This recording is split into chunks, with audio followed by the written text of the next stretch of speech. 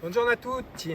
Alors aujourd'hui, présentation de ce qui est presque la dernière étape de notre aventure, du moins en ce qui concerne la partie soudure. Voilà. J'en profite d'ailleurs pour souhaiter la bienvenue à deux nouveaux partenaires. Le premier, c'est la société weldes.fr. C'est cette société qui me fournit en gaz. Alors il faut savoir que le souci pour des amateurs comme je le suis, qui n'ont pas un débit de gaz très important, le problème c'est que 9 fois sur 10, quand on a besoin d'une grande quantité, on est obligé de prendre des contrats de location. C'est tout de suite onéreux, c'est pas rentable du tout, en tout cas pour un amateur comme je suis moi. Donc après il y a des petites bouteilles de 50 litres, on va pas loin. Là, la société Weldes, l'avantage c'est qu'ils ont des grosses bouteilles à 150 bars de pression, à des tarifs défiant toute concurrence, et surtout il n'y a pas de consigne sur les bouteilles. Ils vous l'envoient, elle est neuve, ils expédient partout en France. Donc voilà, ils se sont associés au projet. Je tenais à les remercier et donc à profiter de l'occasion pour les présenter. Alors, seconde société à être partenaire du projet, c'est la société Mister Auto, bien connue pour tous les mécanos qui commandent en ligne. Pour reprendre leurs termes, ils ont été séduits par mon projet, voilà, c'est le terme exact. Donc ils ont décidé de s'associer à l'aventure. Donc bon, vous trouvez comme d'habitude dans le descriptif le lien vers ces nouveaux sites. Je remercie également, je vais parler de la cagnotte, on a dépassé les 1000 €, ce qui pour moi est énorme. Donc une fois encore, merci. Pour l'instant, je n'y touche pas. On en aura besoin certainement en deuxième partie de projet. Mais une fois encore, merci à tous, merci pour votre participation. Ça avance assez vite. Comme je vous dis, là on est bientôt à 2 mois de travail sur le projet. Vous allez voir, la caisse est presque terminée pour cette première partie. Voilà, je ne vous en dis pas plus, place aux images et je vous dis à très bientôt.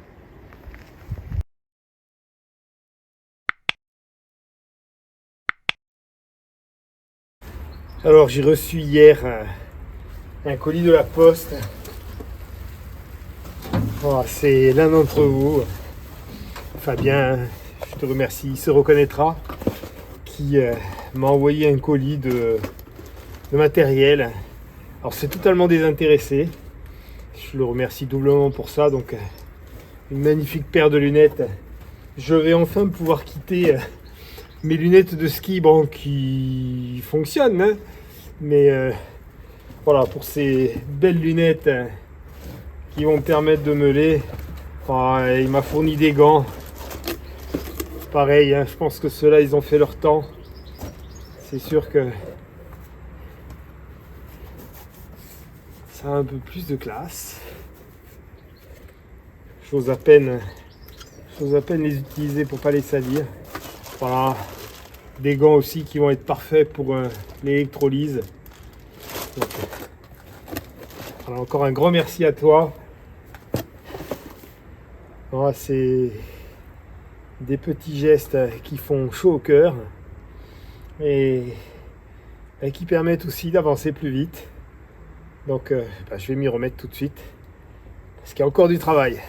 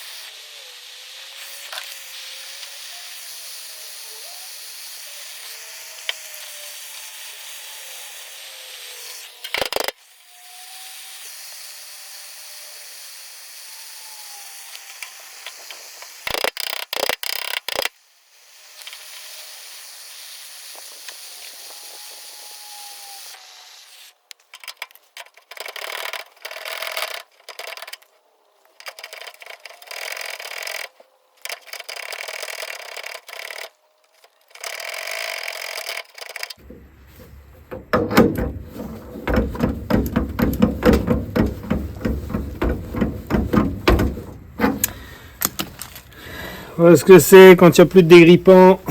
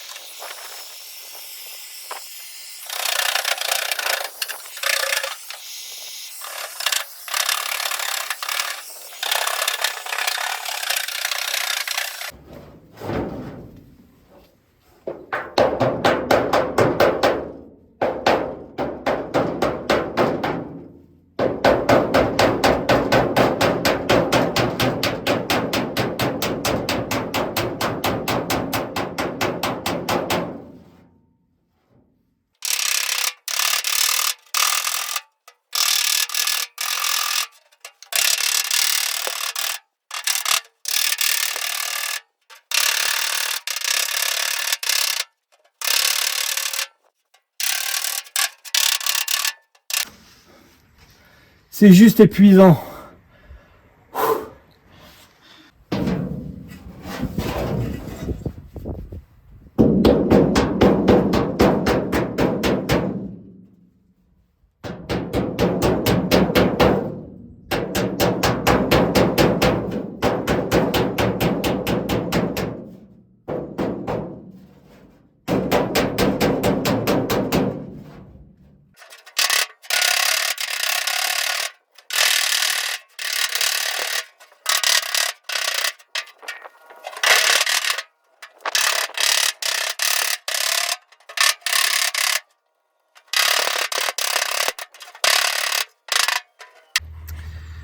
Là, il faut que je m'attaque à la vue parière. Idem de ce côté-là. Il va falloir que je reconstruise les pièces. Pour ça, c'est pas grand-chose. Voilà, pour pouvoir en terminer avec le travail de soudure sur cette voiture. Il ne restera que le tunnel qui devrait pas tarder.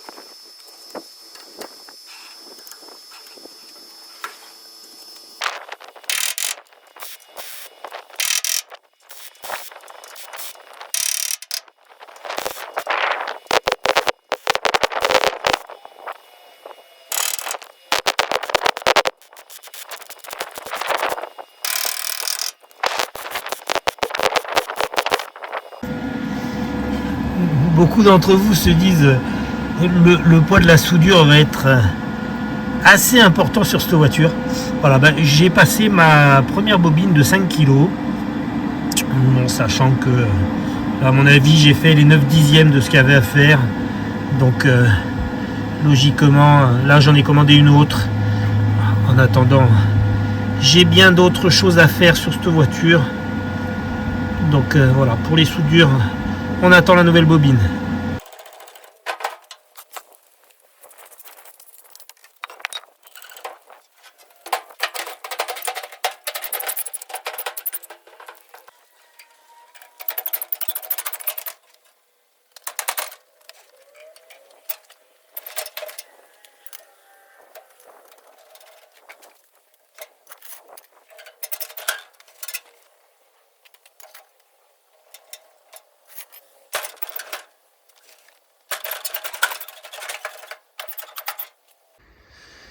Ça y est, la Mini est dans le garage. Je vais pouvoir m'attaquer à tous les sous-bassements en attendant le tunnel de boîte. Et puis il y a toute la partie arrière. Il y a encore des parties à traiter. Mais ça devrait être bon. En comparaison de ce que c'était il y a 45 jours, on a quand même beaucoup avancé.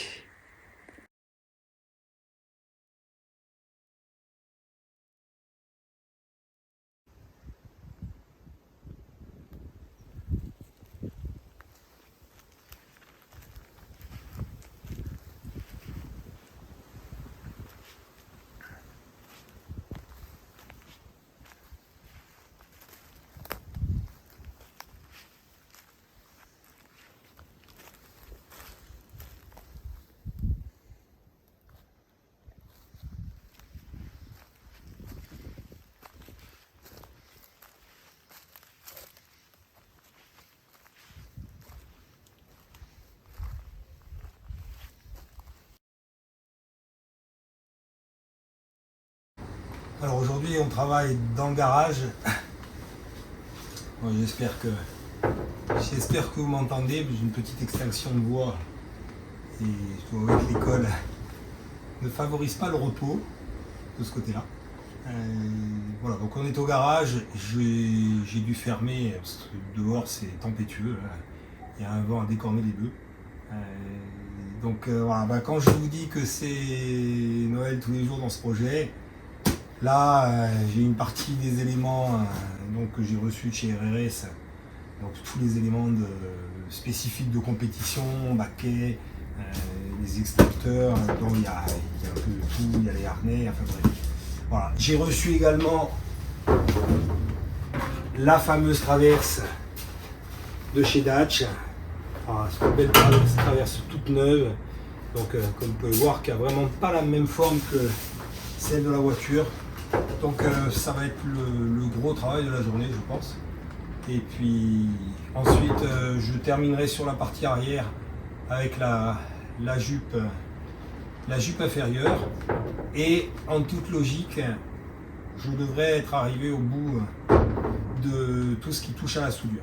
Voilà. J'ai récupéré au passage une bobine neuve, donc que je vais pouvoir installer. Donc là je suis tranquille avec 5 kg supplémentaires. Alors j'en profite pour ouvrir une petite parenthèse, puisque beaucoup d'entre vous me demandent si je comptabilise à peu près mes heures. Alors je vous rappelle, pour ceux qui ne le savent pas, que je suis professeur des écoles, maître dans une école maternelle bilingue, donc où j'enseigne en français et en corse. Et donc en tant qu'enseignant en école maternelle, je ne travaille pas le mercredi, je ne travaille pas le week-end non plus, et l'école termine en 4h30. Maintenant que le soleil se couche plus tard, ça me permet de venir travailler après l'école, un petit moment de détente. Et j'estime, à Pau-Bourbré, soit à peu près comme on dit chez nous, je passe entre 30 et 40 heures par semaine pour vous sortir un épisode. Voilà, donc là, sauf erreur, on est au 9e. Donc et on va dire qu'on est entre 300 et 400 heures de travail. Ça fait beaucoup. Après, le chantier est titanesque, hein, on peut pas dire pharaonique.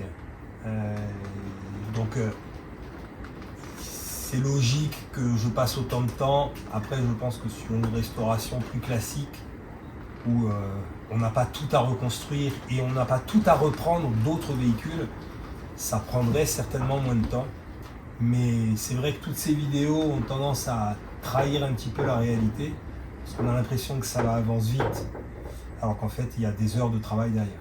Et pour la petite anecdote, lorsque je suis passé à Top Mécanique, j'ai eu l'occasion justement de discuter avec Gabriel de l'atelier des Chevrons, quand ils ont fait les essais de nos Mercedes le vendredi. Et il m'a fait la remarque très juste sur la DS qu'ils avaient restaurée pour François Alain, en m'expliquant qu'il y avait une partie, le devis semblait énorme, et il me disait qu'il y a une partie à l'image, ça représentait 2 minutes d'image, alors qu'il y avait 30 heures de main d'œuvre derrière. Voilà, donc tout ça pour vous dire que les images c'est bien, la réalité, on n'est pas toujours en raccord avec les images, au moins au niveau du temps de travail que ça représente. Allez, j'ai assez parlé, je me mets au bout.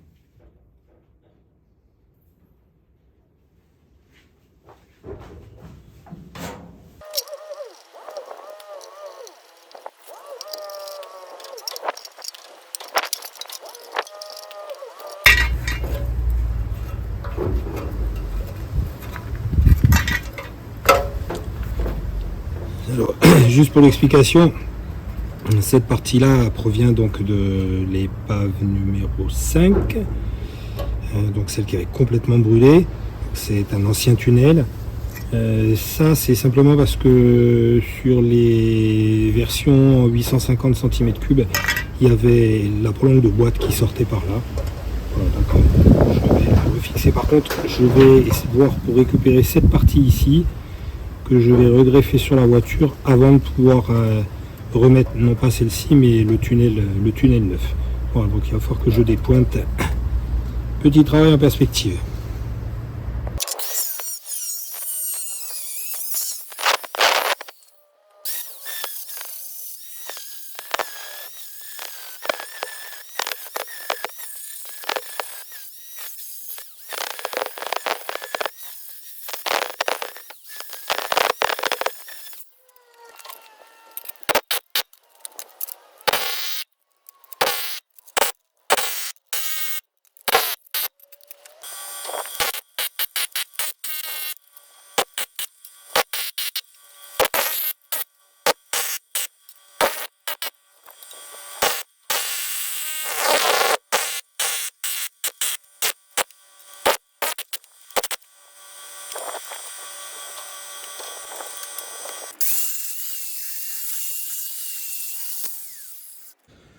Alors pour pouvoir être certain de le remettre en lieu et place sur la voiture, ce petit morceau qui reste là, c'est le support de la crémaillère de direction.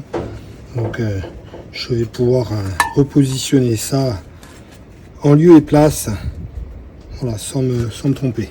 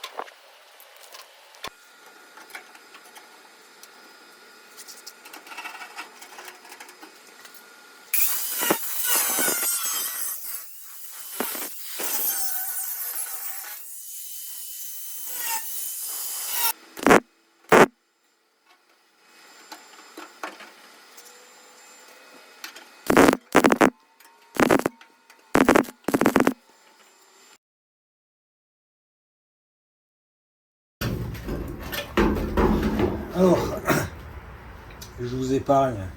Je pense que vous avez compris comment je soudais. Donc pour vous épargner des images supplémentaires de soudure. C'était juste pour vous montrer. Donc là j'ai changé donc, tout le tunnel. Seulement comme il faut l'enquiller et qu'avec la traverse du milieu, on n'a pas le choix. Donc en fait j'ai découpé cette partie arrière qui provient de l'épave numéro 3. Voilà, donc je vous épargne toute la partie où j'ai fait sauter les soudures. Et ça maintenant, vous savez comment je fais. Et voilà, donc je viens de repositionner cette pièce. Donc maintenant, il me reste à pointer tout le long de mon plancher, tout le long de mon tunnel. Voilà, et mon tunnel de MK1, MK2 et première série MK3 sera en place. Voilà, donc je pourrais enfin adapter ma mécanique. Voilà. Allez, je continue.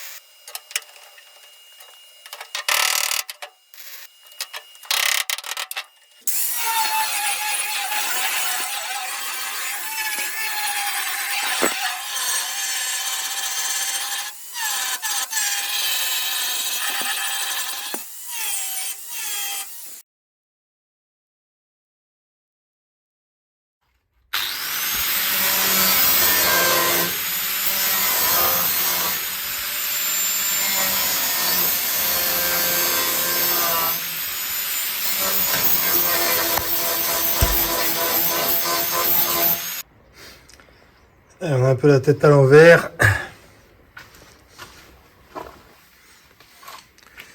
C'était le dernier gros morceau à installer sur la voiture. Bon, je suis très satisfait d'avoir pu récupérer un morceau de l'épave numéro 5. Voilà, ce sera une partie du tunnel de boîte. Bon, là, la pièce est à mettre de l'autre côté. On va la dérouiller, la protéger la panne et repartir à plein tour.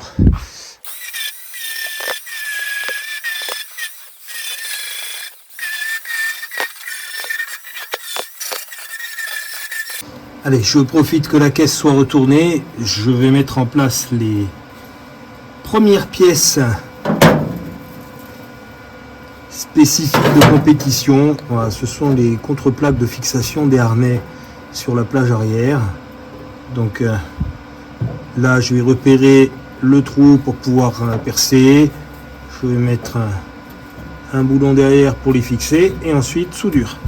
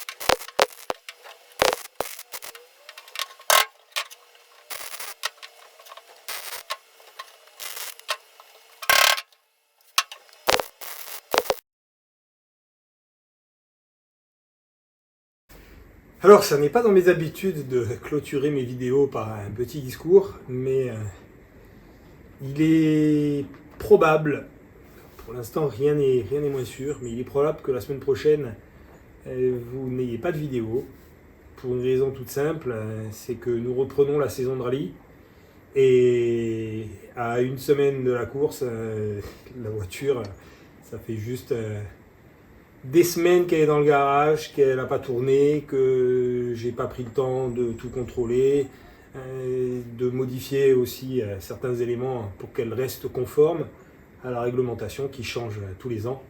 Donc voilà, si j'arrive à tout boucler pour pouvoir continuer notre projet, je ne manquerai pas de revenir. Donc samedi 14. Voilà. Sinon, on se donnera rendez-vous pour la semaine d'après. Voilà. Je n'en dis pas plus, je ne m'engage pas. Mais voilà, si je sais que beaucoup d'entre vous l'attendent, si exceptionnellement elle n'y est pas, vous savez pourquoi.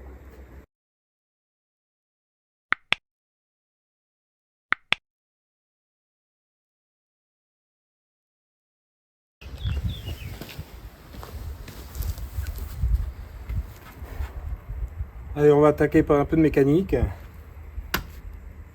Démontage des berceaux, nettoyage, dérouillage et puis on verra après peinture.